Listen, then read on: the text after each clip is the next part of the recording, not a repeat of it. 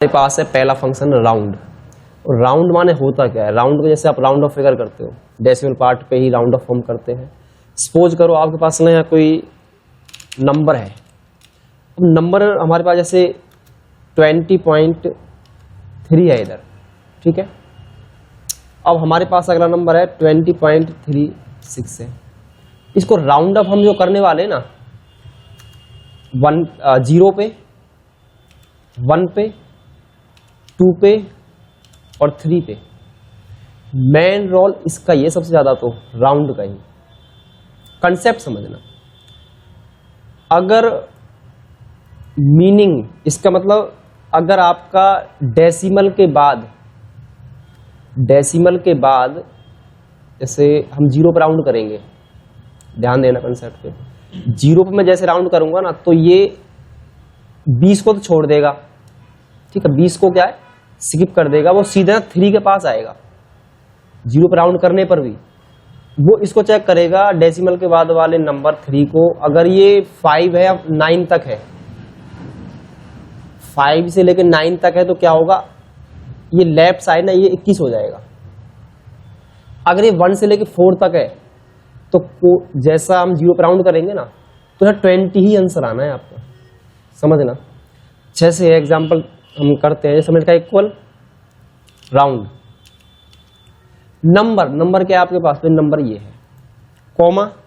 अब एक number of digit कितने राउंड ऑफ करने हैं आपको, तो मैं ना ऊपर से सिलेक्ट करूंगा, तो 0 पे राउंड करना है, ठीक है।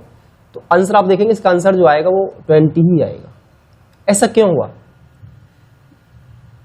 इसमें ऐसा इसलिए हुआ है कि जब भी आप 0 पे राउंड करोगे ना, वो आगे इंटीजर पार्ट को तो क्या है छोड़ देगा, 20 को ही भूल जाओ, वो 3 के पास आएगा सीधा। डेसिमल के बाद जो वैल्यू है 3, अगर यहाँ 5 है, जैसे मान के चलो मैंने इसको यहाँ पे क्या है, मैंने इसको ना 5 कर दिया, तो देखना इसका आंसर 21 आ जाएगा। ऐसा हुआ क्यों? तो मैंने बताया कि अगर ये 0 से लेके 4 तक है तो आंसर रहेगा 20, वो बढ़ाएगा घटाएगा नहीं कुछ भी। भाई जैसे आप यहाँ, मैं इसको एडिट करता हूँ दोबारा से, आपने क्या करा यहाँ 2 कर दिया तो 20 आ गया। आप 4 भी करेंगे इधर तो भी आंसर क्या आना है, वो 20 ही रहेगा। पर 5 से लेके 9 तक अगर वहाँ 0 पे राउंड करने पर अगर हम 5 मिलता है, 6 मिलता है, 7 मिलता है, 8 मिलता है, 9 मिलता है, तो क्या करेगा उसे, उसमें लेफ्ट साइड में ना जो इंटीजर जो वैल्यू हमारे पास है डेसिमल पार्ट के बाद जो लेफ्ट साइड में, तो उसमें ना 1 बढ़ जाएगा। तो ये इसलिए यहाँ पे क्या है, इसमें बढ़ा नहीं है। क्यों? तो डेसिमल के बाद वाली जो वैल्यू है ना वो क्या है, वो ना 5 से कम है। तो 5 से कम है तो क्या है, वो राउंड ऑफ 20 ही रहेगा। अगर हम यहाँ पे हम 5 कर देते तो क्या होता, तो लेफ्ट साइड का ना इसमें 1 बढ़ जाता। बस इसका मेन कंसेप्ट यही है, असली जो लॉजिक है ना इसमें समझने का यही है कि वैल्यू डेसिमल के बाद जब 0 पे राउंड कर रहे हो तो अगर वो 5 से लेकर 9 तक हो तो 1 बढ़ जाएगा लेफ्ट साइड, और 1 से लेके क्या है 4 तक है तो क्या है कुछ नहीं बढ़ेगा, तो सिंपल रहना है। 0 पे क्या मतलब है सर? 0 पर राउंड कर रहा हूं ना मैं वैल्यू को, मैं 0 का मतलब है कि मैं डेसिमल पार्ट तो भी ले ही नहीं रहा इसमें से, डेसिमल पार्ट की हम बात ही नहीं कर रहे इसमें। अभी जब मैं 1 कराऊंगा जब समझ में आएगा और अच्छे से। तो 0 का मतलब है कि ये ना सिर्फ डेसिमल पार्ट तो लेगा नहीं। हाँ वो तो पता है। नहीं, इसमें डिवाइड का तो सिस्टम ही नहीं है, कुछ नहीं है। डेसिमल वाला यहाँ सिस्टम ही नहीं है। D1 का मेन रोल है इसमें D1 का मेन रोल ये है कि अगर यहाँ हम 0 पे राउंड कर रहे हैं ना तो ये ना डेसिमल से पहले वाली वैल्यू उठाएगा, इंटीजर वैल्यू डेसिमल, उसको 0 मानते हैं। हाँ उसको हम 0 मान के चल रहे हैं। डेसिमल से पहले वाली को। हमें डेसिमल से पहले का पार्ट चाहिए ना, हमें 20 चाहिए। तो मैंने बताया कि अगर यहाँ फिर डेसिमल के बाद अगर यहाँ 5 से लेकर 9 तक कोई डिजिट है तो ये उसमें 1 बढ़ा देगा, 21 कर देगा। अगर 1 से लेकर 4 तक है तो क्या है वो उतना ही रहेगा। तो यही तो ये काम कर रहा है 0 पे। अगर मैं इसे 1 पे राउंड करता हूँ, कॉन्सेप्ट समझना, अगर मैं इसे राउंड ऑफ 1 पे कर देता हूँ, अब नंबर क्या है मेरे पास, नंबर ये हो गया, कॉमा, अब डिजिट ऑफ राउंड 1। तो ये देखो कि डेसिमल के बाद, समझना इसे ध्यान से, डेसिमल के बाद कितने पॉइंट है, 4 है ना, मेरे पास 1 वैल्यू है, तो ये क्या करेगा 20.4 आपको आंसर ला के देगा। अब ऐसा पता क्यों हुआ है, क्योंकि मैंने 1 पे राउंड करा दिया। इसका मतलब पता है क्या है, इसका मतलब है कि ये 20 भी लेगा और डेसिमल के बाद ना एक वैल्यू जरूर लाएगा, क्योंकि मैंने 1 पे राउंड करा है ना। हाँ, जो राउंड है ये हमने जो 1 2 3 लगाए, ये डेसिमल का ही सारा मेन रोल होता है इसके अंदर, इसमें डेसिमल का ही सारा मेन रोल। अगर मान लो आपके पास यहाँ 5 होता, आंसर समझना, तो इसका आंसर ना 6 आता। अब ऐसा हुआ क्यों, इसका लॉजिक पकड़ना। पहले तो हमने 0 पे करा था, तो 0 के बाद वो क्या है, बस एक वैल्यू के पास आया था, बस ओनली 5 के पास, ठीक है। तो 5 के पास वो आया, तो क्या करा उसने, देखा कि यहाँ 5 है तो इसमें 1 बढ़ गया। हाँ, अब जैसे ही हम 1 पे आए, अब ये ना 20.5 को, तो ये तो रहेगा, परंतु ये ना 20.5 के बाद ना अगली वैल्यू चेक करेगा सेकंड नंबर की। वो ये देखेगा कि वो नंबर 5 है या फिर वो 5 से कम है। अगर 5 से कम है तो आंसर कितना आता है इसका, 20.5 ही आता, ठीक है। और यहाँ पे 5, इसका मतलब क्या है, वो बढ़ा हुआ है ना पहले से ही, तो इसमें लेफ्ट साइड इसमें बढ़ाएगा अब 1, तो 5 की जगह वो 6 हो जाएगा आंसर। क्योंकि जब 1 लिया है ना, इसका मतलब है कि ये एक डेसिमल पार्ट जरूर लाएगा उठा के, वहां से एक वैल्यू को उठाएगा, वहां से पिकअप करेगा। और 1 का मतलब है कि 20.5 तक तो हमें लेना ही लेना है, परंतु उसके बाद एक वैल्यू और चेक करेगा आगे, उससे अगली वैल्यू। तो 5 है ना, तो 5 का मतलब है कि इस वाले 5 में ना 1 बढ़ जाएगा ये। अगर मान लो आपने यहाँ 4 कर दिया, आपने कर दिया 4, तो 5 आंसर आएगा, फिर कोई अंतर नहीं आएगा उसमें। हाँ, इसलिए ऐसा हो रहा है। अब मान के चलो आपने इसे 2 पे राउंड ऑफ कर दिया, आपने राउंड ऑफ कर दिया 2 पे, तो आंसर तब देखते तब आंसर क्या आएगा। आप सोचो क्या आंसर आएगा, बता सकते हो क्या आंसर आएगा?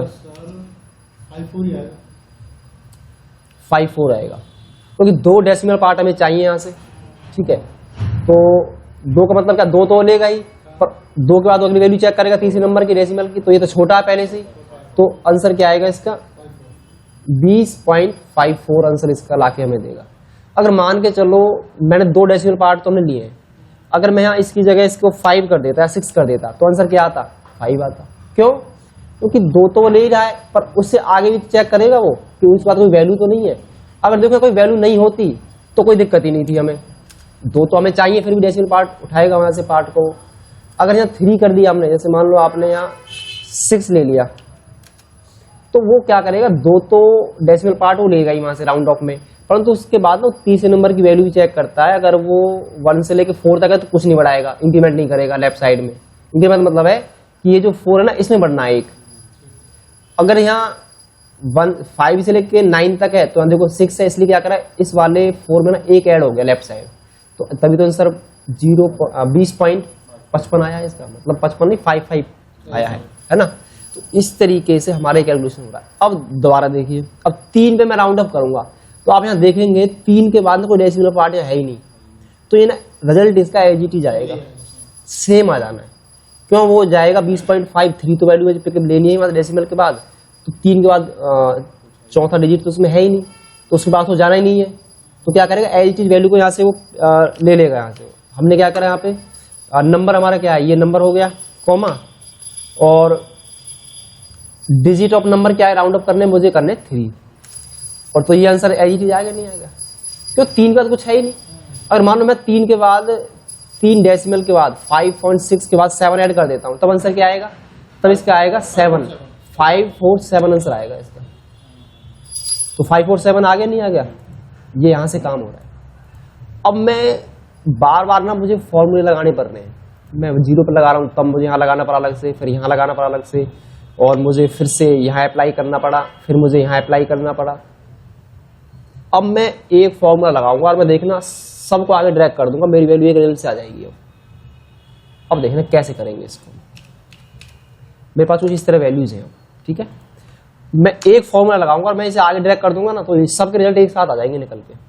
अब इस कंसेप्ट को समझिए, ये शॉर्ट कैसे अपनाएंगे इस चीज को।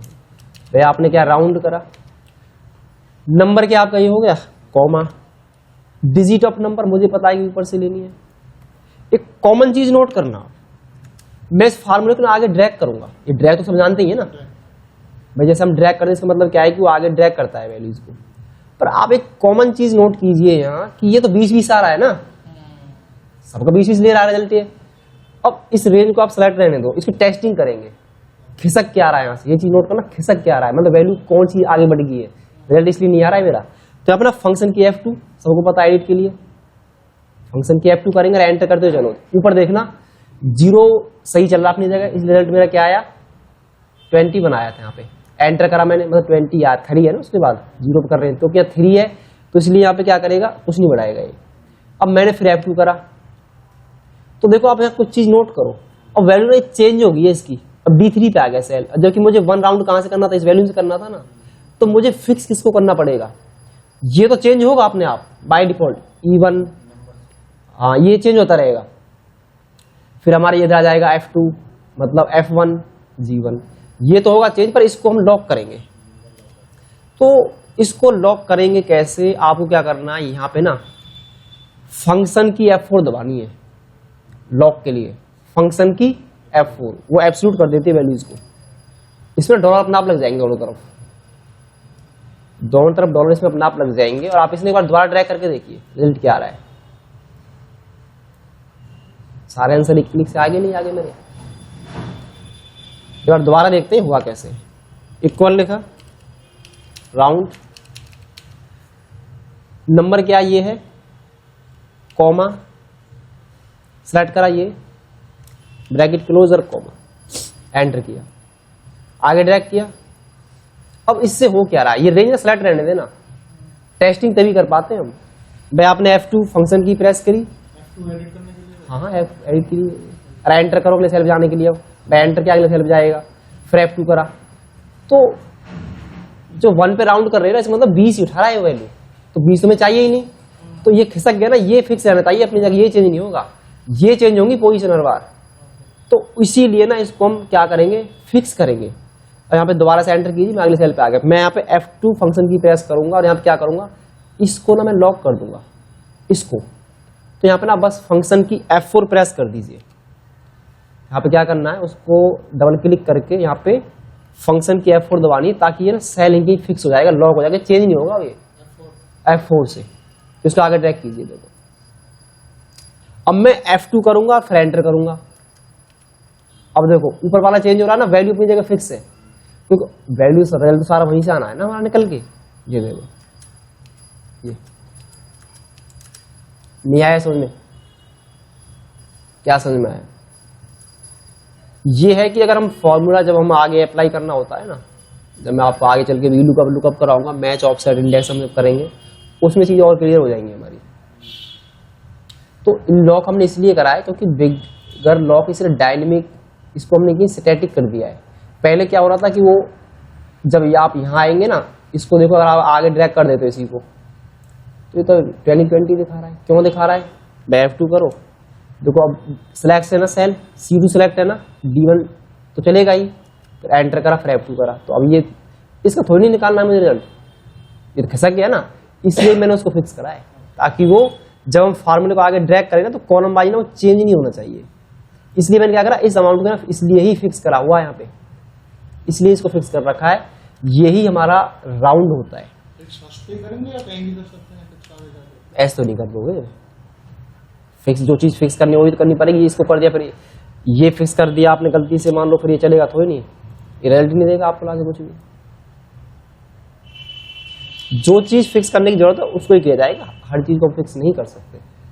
तो खिसक तो ये रहा था ना सेल, इसलिए कहीं की फिक्स कर दिया हमने, जब हम आगे बढ़ेंगे तो खिसकेगा थोड़ी नहीं होगा। देखो तो सेल्स तो हमने करी रखी है सेलेक्ट, सेल तो अपना चेंज होगा, वो तो हमें फिक्स नहीं करना ना, वो तो डायनेमिक करना है, वो तो चेंज होता चलेगा। जैसे हम अगले कॉलम पे गए, देखो ये सिलेक्ट हो गया, इस पे आए तो ये सिलेक्ट हो गया, ये फिक्स रखना है ना, रिजल्ट तो यहाँ से आ रहा है निकल के मेरा। तो इसलिए हमने क्या करा, राउंड ऑफ में इसलिए हमने ना इसको लॉक करा है। भाई आप बार बार फार्मूला लगाओगे, अब बड़ी सीट बड़ी है आपके पास, रिजल्ट ज्यादा निकालने, तो इस चीज को शॉर्ट कर देता है हमारा ये फार्मूला।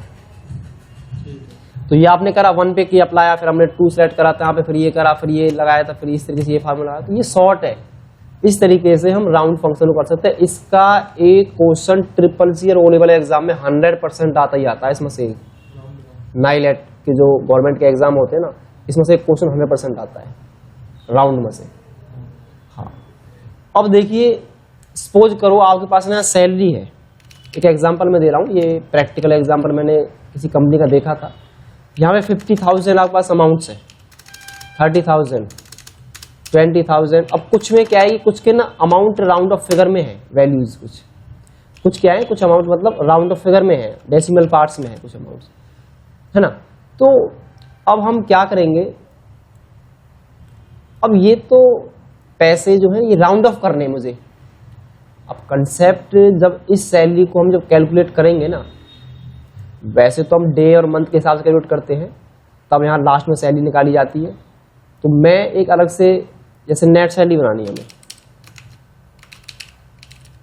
आपने लिखा इक्वल राउंड लगा दिया, राउंड में क्या वैल्यू सिलेक्ट कर ली और इसको ना राउंड कर दीजिए कितने पे, मैं इसको राउंड करूंगा किस पे, ये वाले जो पार्ट है हटाने, इसमें से जो डेसिमल पार्ट जो वैल्यूज आ रही हैं, तो ये वैल्यू जिसके अंदर ना आए, तो इसको ना मैं 0 पर राउंड कर देता हूं।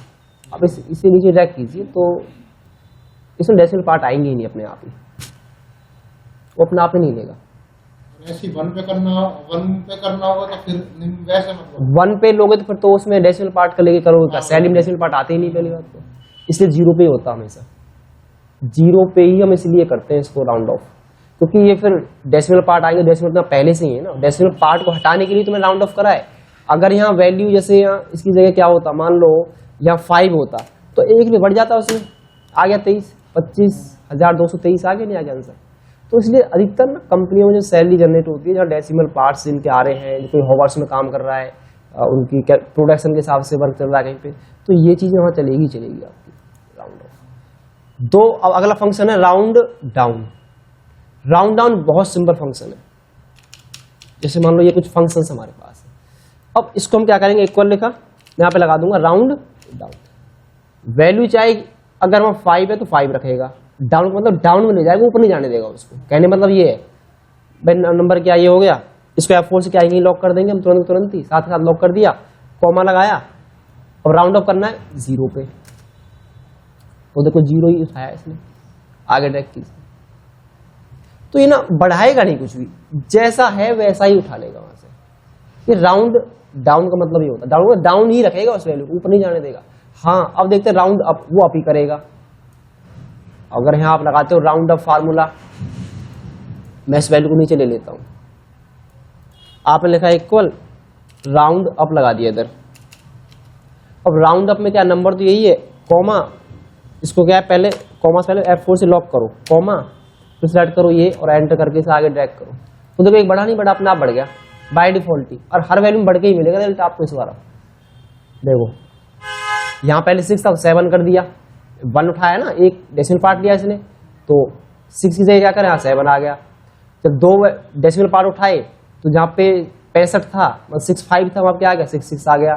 जब 3 की बात हमने की थी, जब 3 डेसिमल पार्ट हमें लेने थे, तो वहाँ क्या करा उसने, इसे 9 आ गया। तो ये अप कर रहा है हमेशा, एक बढ़ा के दे रहा है रिजल्ट हमें। डाउन मैजिक ही रखता है, डाउन में उसमें कोई बदलाव नहीं, जो हाँ वैसे ही रहेगा, फॉर्मूले के हिसाब से वो डाउन ही जा सकता है पर ऊपर नहीं जा सकता। ऊपर नहीं जाएगा। हाँ अब मान लो आपने 4 नंबर पे राउंड करना है, तो आप इसको क्या है, बस यहाँ नंबर ड्रैग कर दो, बस इसे आगे ड्रैग कर देना, कुछ नहीं छेड़ना है आपको, अपना आप उठा लेगा यहाँ से वैल्यू। देखो आगे ना आंसर, क्योंकि हमने ना फॉर्मूले को पहले ही फिक्स कर दिया है, उसको लॉक कर दिया है, क्योंकि जब मैं कॉलम बढ़ाऊंगा तो कॉलम के साथ तो चेंज होना ही है बाय डिफॉल्ट, उसको डायनेमिक छोड़ दिया हमने। जब भी हम आगे ड्रैग करें तो फॉर्मूला अपना आप क्या चेंज होता चला जाएगा। और मैंने पिछली क्लास में जब मैंने कराया था, आप लोगों को पता होगा, fix absolute mix cell reference, absolute reference, वो सारे कराए थे मैंने उसमें। ये वही वाला पहला पार्ट तो आया है उसमें से, फिक्स वाला कंसेप्ट, ये वही है। तो round, round up, round down. अब आता है एम राउंड।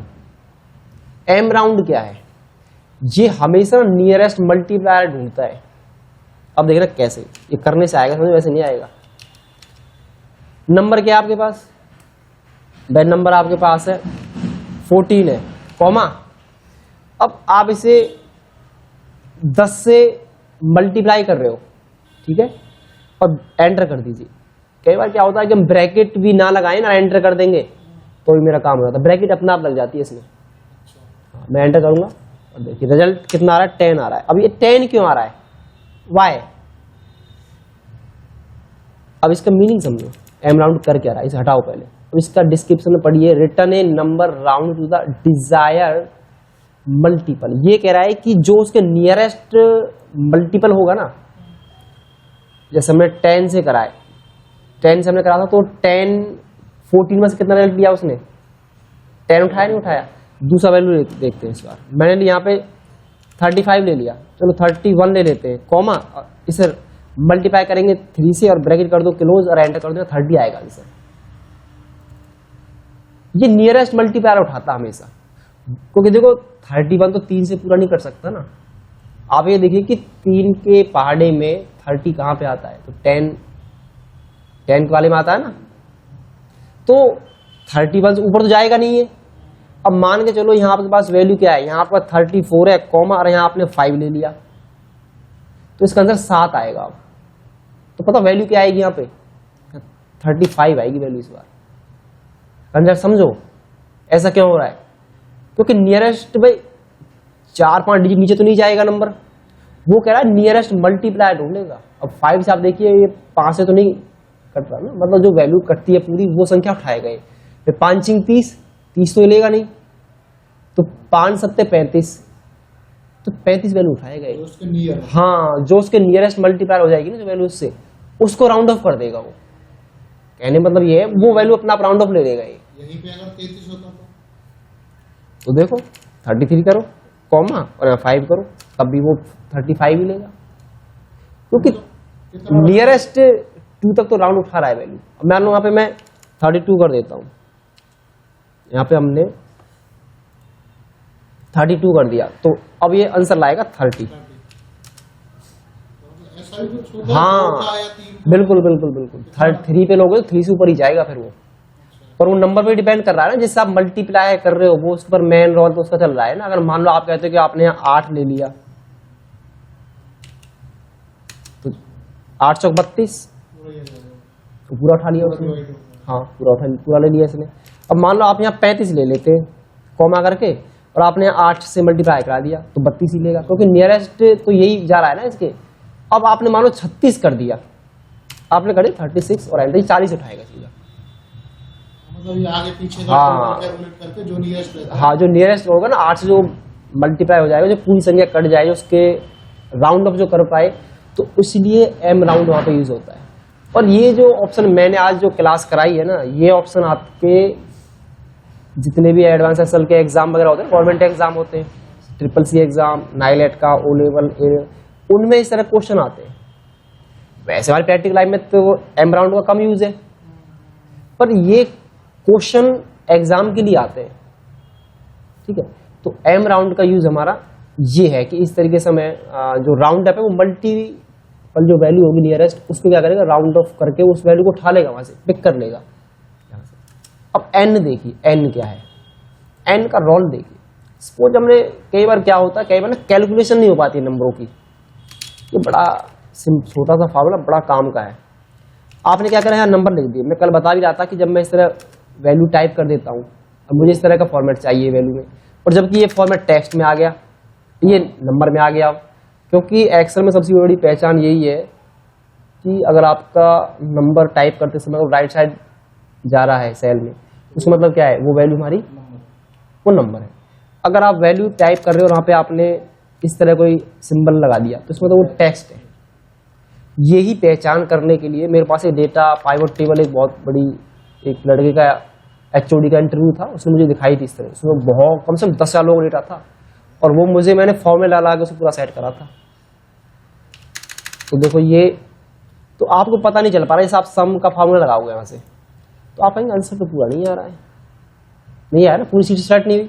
तो यही चीज पता करने के लिए, जब मान लो बहुत बड़ा डेटा हमारे पास है, तो यहाँ पे ना फिर हम एन लगा के यूज करते हैं।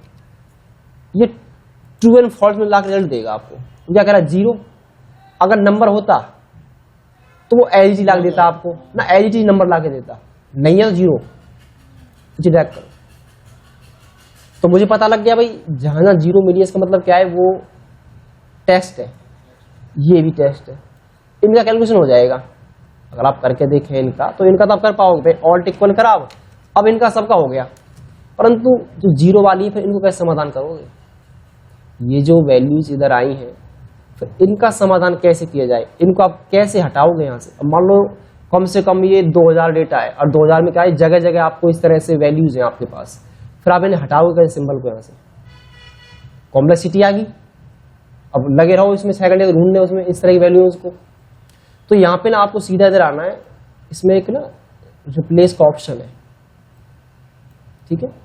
फाइंड व्हाट, क्या ढूंढना है, तो मुझे फाइंड करना ये वाला सिंबल। रिप्लेस विद, मैं खाली छोड़ रहा हूं इसे रिप्लेस कर देता हूं मैं। आपका घंटों का काम सेकंडों में सॉल्व कर दिया इसने, घंटों काम सेकंड में। और इस तरह की प्रॉब्लम बहुत आती है क्रिएटिव लाइफ में। खाली मतलब कुछ चाहिए नहीं ना मुझे उसके बाद। पर रिप्लेस का मतलब होता है उसकी जगह या तो कोई चीज वैल्यू आप लेंगे दूसरी, इसलिए उसको ब्लैंक छोड़ दिया, मतलब उसे कुछ चाहिए ही नहीं मुझे। हाँ, अगर मैं कोई वैल्यू टाइप कर देता हूँ तो उसकी जगह ना कुछ दूसरा सिंबल ले लेता हूँ, तो मुझे तो कुछ चाहिए नहीं ना, इसलिए मैंने उसको रिप्लेस छोड़ दिया, मतलब खाली छोड़ दिया। तो यहाँ पे हम आए, रिप्लेस पे गए, तो इसलिए मैंने इसको ब्लैंक छोड़ दिया, इसलिए जानबूझ ब्लैंक छोड़ा हुआ है, इसको कुछ नहीं छेड़ा मैंने, बस इसको आप चाहते रिप्लेस ऑल कर दीजिए 1 सेकंड में काम। तो देखिए अब 2 रिप्लेसमेंट आपकी हो चुके हैं, आपका रिजल्ट। अब इसकी आप कैलकुलेशन करने जाएंगे तो आपका जो कैलकुलेशन है वो 1 सेकंड में निकल के आ जाएगा। और इस तरह की प्रॉब्लम मैंने फेस आउट कर रखी है। जब डेटा आता है, कई बार नेट से डेटा मुझे देते हैं, कई बार लोग डाउनलोड करके, जो हमारे पुराने स्टूडेंट हैं कुछ, तो कुछ जो और भी है वैसे भी आता रहता है हमारे पास प्रॉब्लम। तो इस तरीके से ना इनका हम समाधान किया जाता है। तो देखो छोटा सा एक इशू था बहुत, तो और आप इसे टाइप करने बैठते तो आपको तो बहुत टाइम लग जाता है इसमें। मैं कह रहा हूं ना, अगर मान लो 2000 का डेटा है, 10,000 का डेटा, फिर कैसे करोगे कॉम्प्लेक्सिटी को, आप संभाल नहीं सकते इस तरीके से। तो सिंपल तरीका ये है कि बस उसको ढूंढ लो क्या है इसमें जो कॉमन चीज है, फाइंड कर दो, रिप्लेस में कुछ मत टाइप मत करो, रिप्लेस ऑल कर दो और आपका सेकंड में डेटा सॉल्व। और आप चाहो तो आप आसानी से कर दीजिए। तो इस तरीके से हम क्या अपने डेटा का ना फिर आसानी से जो कैलकुलेशन की जा सकती है, आसानी कैलकुलेशन कर सकते हैं। ये तो देखो मेरा काम कितनी आसानी से हुआ है। तो रिप्लेस फार्मूला क्या करता है, जो हमें हटानी है जो वैल्यू, जो पुरानी जो चीज़ है वो हटा के उसे अपना आप कन्वर्ट कर दिया। तो टेक्स्ट था पहले, टेक्स्ट हट के नंबर बन गया। तो कितना आसान काम हो गया मेरे लिए अब इस चीज़ को कर पाना। तो आज ही क्लास को मैं यहीं तक ही रखूँगा।